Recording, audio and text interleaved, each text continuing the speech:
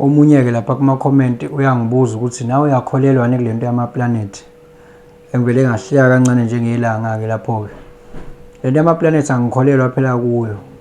Kunjalo ngiyazi ukuthi kunjalo. Kunemehluko phakathi kokubelieve nokwazi. Kunjalo nje. Ama celestial bodies ane impact enkulu. We are part of this one gigantic thing kwi universe. So we are part of it now.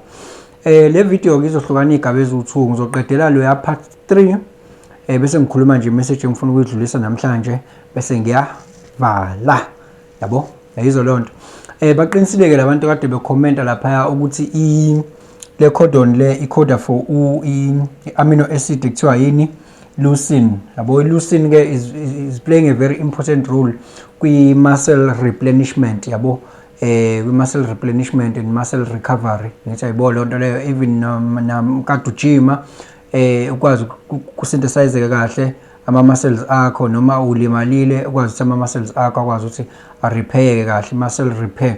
Okay lokho ke sengiqedile ke ngakho ke lokho that is part 1. Part 2 part 2 wale video ngizokhuluma ngawo ke qobo ama planets lawo ukuthi iplanet ukuthi isho ukuthini and ukuplace yakwayo la kusho ukuthini for wena nempilo yakho ngalesi sikhathi ubengelelo changes akasho ukuthi kungenzeka noma yini noma inini noma kanjani kunoma ubani ngoba impilo ayisiyona lento ucabanga ukuthi iyona. Possibilities are infinite in the universe. Your own consciousness is your own limitation. Kukude lapho esisuka khona futhi kukude lapho esiya khona. Beka phansi umoya ungatatazeli uyabona. Okay. Good people. Let me tell you this. Ama planets they play a very important role when yabo. I won't even stress that one enough. So they are having their energetic archetype or energetic flavor or blueprint or meaning behind. Yabo. Jokuthi nje Mercury yani communication and thinking yabo. Logical thinking kuba smart yabo yonke lonto le uyazi ukuthi it's for like Venus for love and beauty. Jupiter, abundance, education, philosophy, expansion, Saturn, learning in a hard way, karma, discipline, yabo, Uranus, unusualness, sudden change, yabo, innovation, Neptune, spirituality, illusion, dreams, yabo. Pluto transformation angithi ayibo lonto le passions moon passion sun your soul yabo lezo zinto lezo north node it's where we are moving south node it's what we are still here to learn. So ama planets ke lawo ngikhuluma ngawo ngaleyo ndlela leyo iMars engayibalanga it's immature energy yabo. Alright good people, I want to talk about Jupiter ne Saturn. Jupiter is here to bless you with blessings. Saturn is here to teach you the lesson. Saturn is here to take what the Jupiter is giving you. Saturn is here to take what the Jupiter is giving you. But you did not prepare yourself. Ngizocela ukuthi nikwazi ukuthi ningibekezelele njoba ngachaza ukuthi around me la ngikhona kunesimo sani somntwana nje onaka ukukhala kusukela ekseni lize liyoshona ilanga. So ngizocela ukuthi ke lokho kube yinto oyithatha uyibere in mind. That is not my lokungana ayona indaba yami kahle kahle because bazamile nabanye mhlawumbe ukungenelela. But ke la ngikhona ke ukuthi Saturn noma Jupiter, let me talk about the Jupiter. Jupiter njoba kuyiplanet eblessayo that is here to bless you. It's here to give you expansion yabo.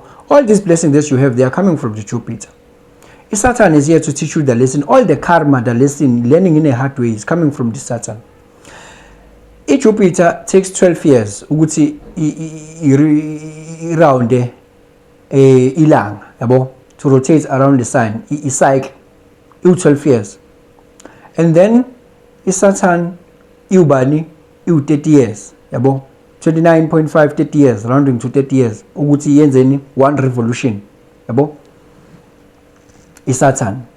So that is why abantu ukuthi status ngazi abanye khona inkungu esukayo iphinde futhi enye cycle around ba sengikhohle ukuthi around which time ngifuna umuntu engayazi is second Saturn return, yabo.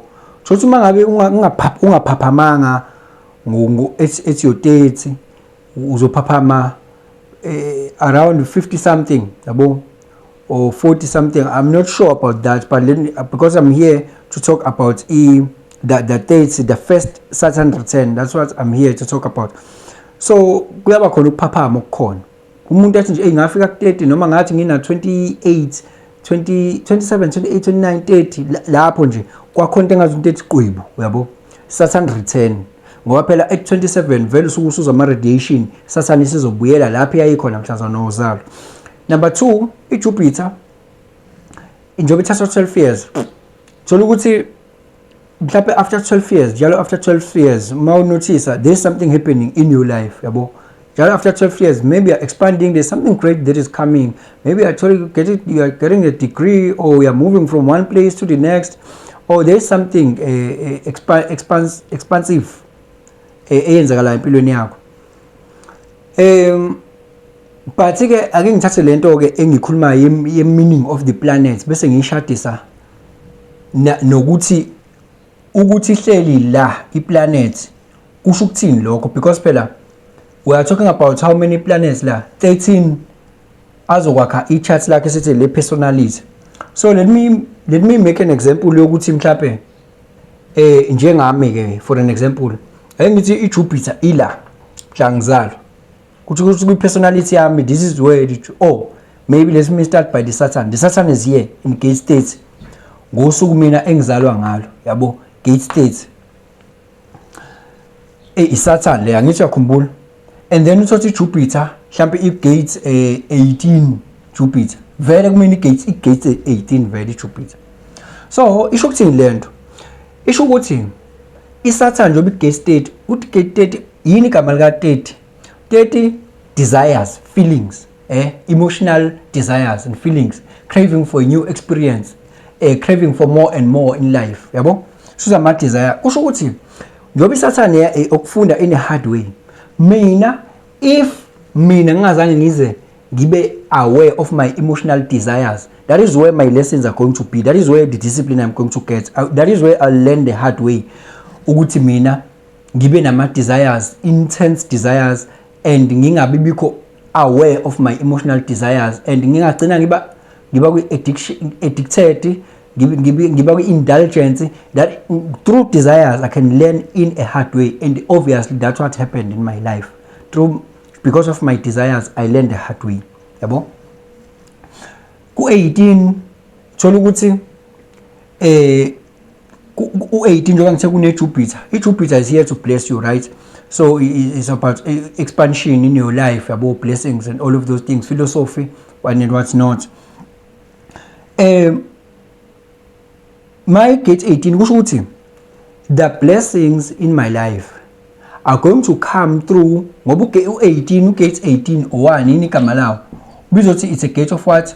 The gate of corrections, yabo, ukwazi ukubona something that needs to be corrected, working on what has been spilled, yabo.